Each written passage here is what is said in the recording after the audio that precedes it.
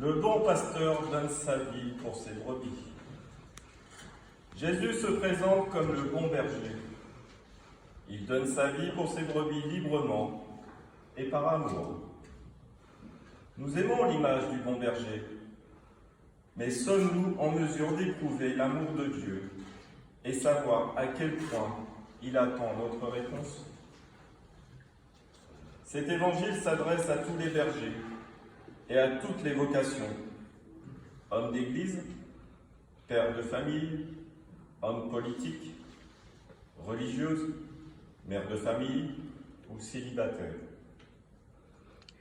Dans l'Ancien Testament, les témoins de Dieu exercent le métier de berger, comme Abel, Abraham, Isaac, Jacob ou Amos.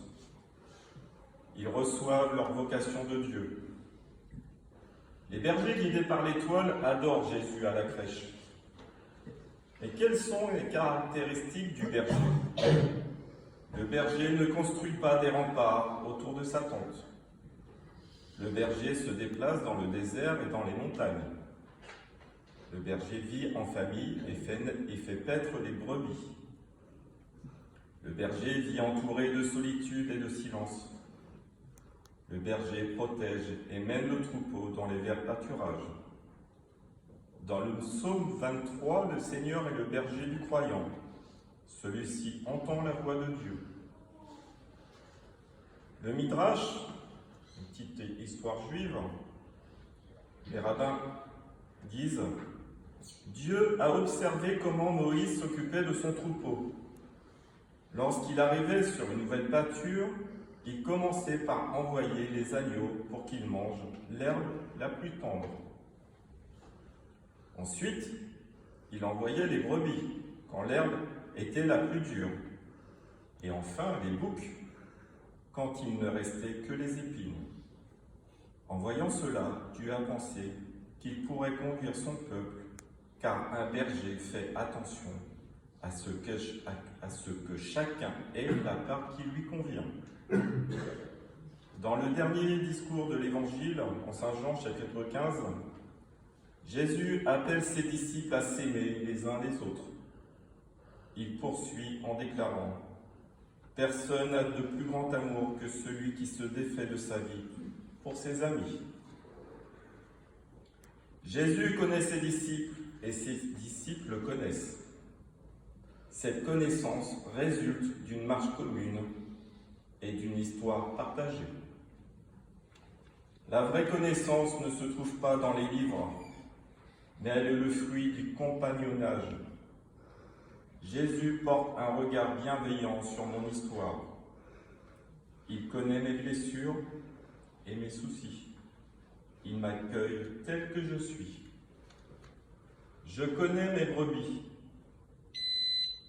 Dans ce verset, la connaissance est synonyme d'amour. Dans la Bible, le verbe « connaître » signifie à la fois relation conjugale et apprentissage de Dieu. La philosophe Simone Veil, 1909-1943, écrit « La plénitude de l'amour du prochain, c'est d'être capable de lui demander « Quel est mon tourment ?» L'amour conduit à la connaissance d'autrui. Plus on connaît le prochain, plus on sait ce qui lui fait du bien, et plus on est capable de le comprendre et de l'aimer. L'action du berger mercenaire est aux antipodes de l'action du bon berger. Il ne se préoccupe des brebis que pour son profit. Un collègue, il y a quelques années, m'a raconté sa détresse. Sa fille de 18 ans achève ses études. C'est une élève modèle, excellente en sport. Au prétexte de passer une soirée avec ses amis, elle dit au revoir à ses parents et ne rentre pas au domicile familial. Ses parents apprennent avec stupeur qu'elle a rejoint la Syrie. C'est l'incompréhension totale. Cette jeune fille fréquentait la mosquée et participait aux activités proposées aux jeunes.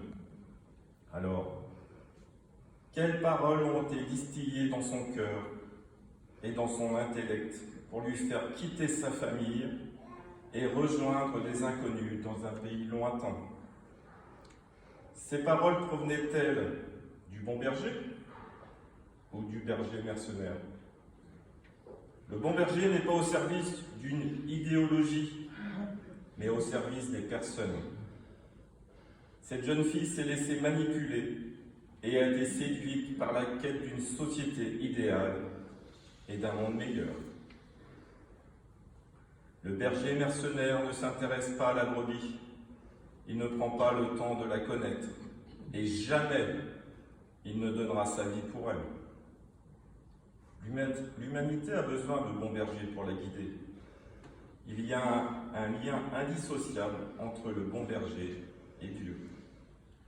Quand Jésus dit « Voilà pourquoi le Père m'aime, car moi je donne ma vie, afin de la reprendre de nouveau ». Dieu refuse la voie de la toute-puissance pour choisir celle de l'amour. 2000 ans après avoir quitté la Palestine, Jésus reste ce bon berger. C'est ce qu'il fut pour les disciples, c'est ce qu'il est pour nous maintenant. Sa parole reflète une connaissance profonde de notre identité. Il est la lumière qui nous fait grandir et atteindre la plénitude. Pourtant, le chemin qu'il propose est semé d'embûches. Dans la parabole du bon pasteur, les autorités cherchent à se saisir 7 fois de Jésus. Mais Jésus refuse fermement le recours à la violence.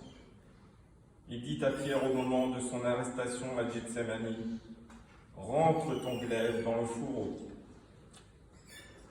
Car le chemin qu'il choisit est celui de l'amour, qui accepte de sacrifier sa vie afin d'entrer dans la vie éternelle. Et moi, vais-je me poser ces 3 questions? Premièrement, à quel Dieu suis-je prêt à donner ma vie, même sans souhaiter finir martyr?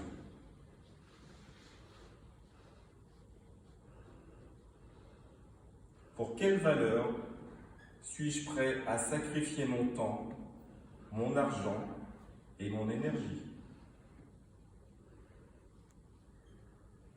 La dernière, suis-je le bon berger ou le berger mercenaire de mes enfants, de mon époux, de mes collègues et de mes connaissances? Puissions-nous réfléchir et consacrer notre prière sur ces 3 questions. Amen.